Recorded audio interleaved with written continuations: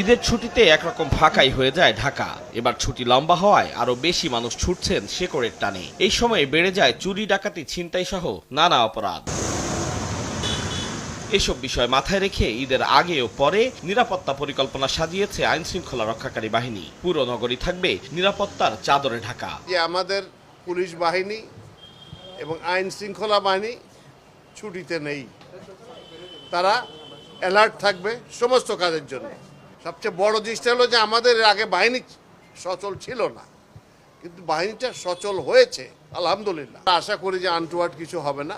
DMP জানিয়েছে ঈদে চুরি, ছিনতাই ও ডাকাতি সহ বিভিন্ন অপরাধ ঠেকাতে রাতের বেলায় বাড়ানো হবে পুলিশি টহল। নিরাপত্তা জোরদার করা হবে বাস টার্মিনাল, লঞ্চ ও রেল স্টেশনে। ছিনতাইকারী, ডাকাত, অজ্ঞান ও মলম পার্টি সদস্যদের ধরতে মাঠে থাকবে বিশেষ টিম। বর্তমানে ঢাকা মহানগর এলাকায় আমাদের 667টি টহল টিম পরিচালিত হয় রাতে এবং দিনে মিলে। এর বাইরে 71টি চেকপোস্ট স্থাপন করা হয়।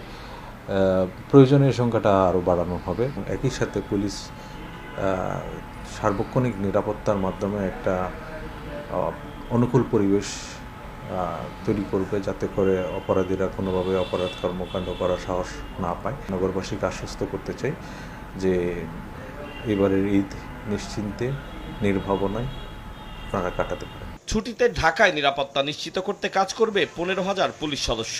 যে কোনো প্রয়োজনে ফোন দেয়া যাবে 999। আতাউর কাউসার, সময় সংবাদ, ঢাকা।